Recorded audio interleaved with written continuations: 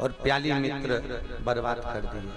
वो जुआरी का जीवन जितना धन कमाया था नाश कर दिया, एक वेश्या के चक्कर में पड़ गया।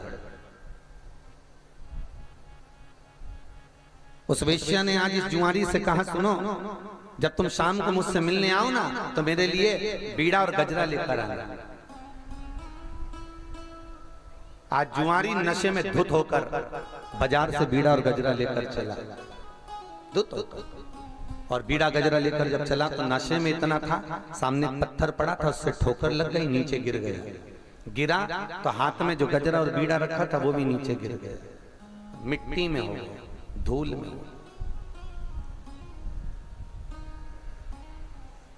उठा, थोड़ा सा होश आया,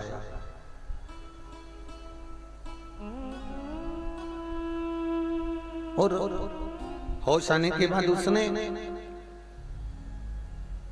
गजरा और बीड़ा को जब उठाया तो वो मिट्टी में सना हुआ था, वो धूल में रमा हुआ था। उसने मन में सोचा अगर वेश्या को दूंगा तो वेश्या तो नाराज हो जाएगी कि मिट्टी का गजरा और बीड़ा मुझे ला कर दिया। सामने भगवान का मंदिर था, भगवान शंकर का, और शिव का मंदिर देखा तो इसके मन में आया ये शंकर भगवान ने नजर लगा ली मेरे गजरे और बीड़े। खुद को खाना होगा तो मेरे गजरे बीड़े में नजर लगा दी, और नशे में धुत लड़खड़ाता हुआ गजरा बीड़ा लेकर गया शंकर जी के पास, ले तू खा। और शंकर जी के शिवलिंग पर वो गजरा बीड़ा फेंक दिया, चले गया, वैश्या के घर गया। 2 साल 3 साल तक वो अपनी जिंदगी जिया। एक दिन कहीं एक्सीडेंट में मर गया, मरकर ऊपर गया। धर्मराज ने, यमराज ने कहा चित्रगुप्त महाराज से, इसने कितने पुण्य करे कितने पाप करे जरा गिनती लगा। तो चित्रगुप्त बोलते हैं इसने जिंदगी में पाप ही पाप करा, कोई जिंदगी में एक भी पुण्य नहीं करा, केवल जुआ खेला, व्यसन करा, मांसाहार, मदिरा पान, ये सारा कर्म इसने करा। और बहुत ध्यान देना महाराज जी, अगर जिंदगी में एक बार मौका मिले तो गरुड़ पुराण जरूर पढ़ना, और वो गरुड़ पुराण नहीं जो किसी के मरने के बाद सुनाई जाती है, वो गरुड़ पुराण का प्रीतंक है। कभी मौका मिले अपने घर पर बैठकर 19,000 श्लोक की, जितने 18,000 श्लोक की भागवत है तो 19,000 श्लोक की गरुड़ पुराण है। उस गरुड़ पुराण को पढ़ना। उस गरुड़ पुराण के 3रे अंश में लिखा है, मनुष्य जिस जीव का मांस खाता है वही जीव उसको जीते जी तड़पाकर उसको नोच नोच कर खाता है। जिसने मछली को पाया, जिसने किसी जीव को खाया, वही उसको नोच नोच कर जितना खाता है उतना ही जीव उसको खाता है। भोगना तो पड़ेगा। इसलिए फिर निवेदन है, मत बुरे कर्म कर बंदे वरना पछताएगा, भगवान की आंखों से तू बच नहीं पाएगा। अपने अपने घर पे एक लाइन लिखवा दो, तेरा क्या होगा रे कालिया। कौन सी लाइन? अरे बोलो तो जम के, तेरा क्या होगा कालिया। उस लाइन को रोज पढ़ के निकलना, प्रतिदिन। ये होगा क्या? आज तो भोग लोगे सुख, पर जिंदगी भर रोना पड़ेगा। जी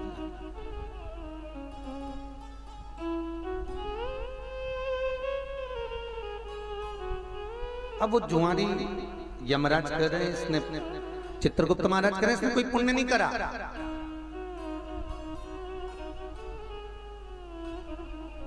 यमराज ने पूछा, चित्रगुप्त ने मना करा, धर्मराज आ गया।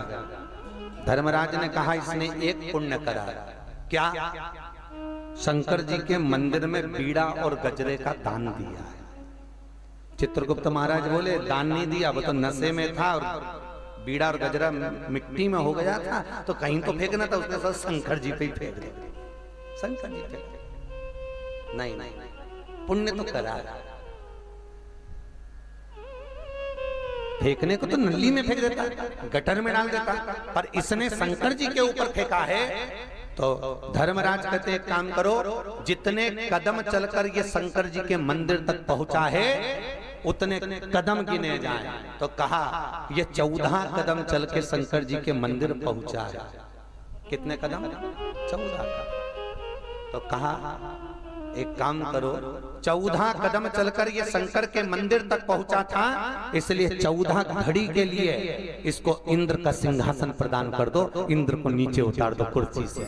और इंद्र को कुर्सी से नीचे उतारा, जुआरी को कुर्सी पर बिठा दिया। जुआरी को लगा कि मैंने एक मिट्टी का गजरा और बीड़ा शंकर जी को दिया तो मुझे इंद्र का सिंहासन मिल गया, अगर थोड़ा दान और कर लेता तो शायद मेरी जिंदगी सवर जाती, अब मौका नहीं छोड़ूंगा। कुर्सी का सदुपयोग करा, कुर्सी पर बैठकर ताली बजाकर एरावत को बुलाया, दान कर दिया। अप्सराओं को बुलाया, दान कर दिया। इंद्र के यहाँ जितना सामान था, सोना चांदी अंबर पीतांबर आभूषण रतन जितने इंद्र के यहाँ थे सारे के सारे दान कर दिए। 14 घड़ी के बाद उतर गया सिंहासन से नीचे, और नीचे उतरा, इंद्र सिंहासन पर बैठा। उसने अप्सराओं को बुलाया तो आए नहीं, एरावत को बुलाया तो आए नहीं, मालूम पड़ा वो सब लुटा के चले गए।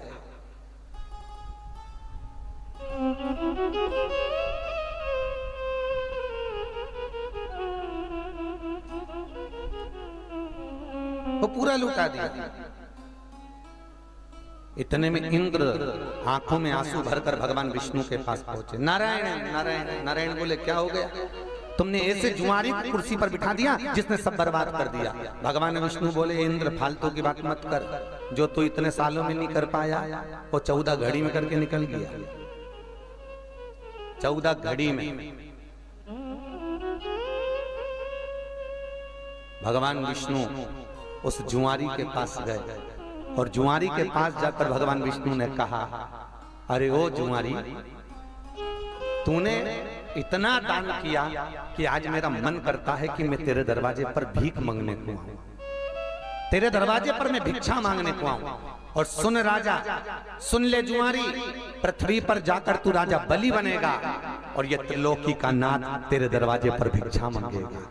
मैं खुद आऊंगा भिक्षा मांगने के लिए। उस राजा बलि के दरवाजे पर वामन भगवान भिक्षा मांगने के लिए गए।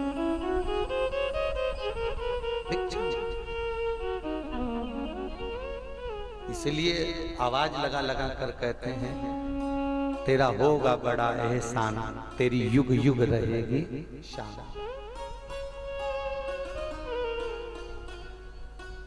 तो फिर वही बात आ गई, पहले दिन की कथा याद करो कि तुम जो कमा रहे हो दुकान पर बैठकर, तुम जो कमा रहे हो व्यापार में, व्यवसाय में, जिस तरह से भी कमा रहे हो, तुम्हारी कमाई का भोग तुम्हारी पत्नी भोगेगी, तुम्हारी कमाई का भोग तुम्हारे बच्चे भोगेंगे। एसी के कमरे में सब सोएंगे, डनलप के गद्दे पर भी सोएंगे, अच्छा अच्छा खाएंगे भी। जो दुकान पर बैठकर तुम कमा रहे हो, व्यापार में तुमने कमाया, उस कमाई का भोग तुम्हारा पूरा परिवार करेगा। पर एक बात याद रखना कि कर्म का भोग तुझे अकेले ही करना पड़ेगा, ऊपर जाकर जवाब अकेले को देना पड़ेगा, कोई दूसरा नहीं देगा, तुम्हें भोगना पड़ेगा।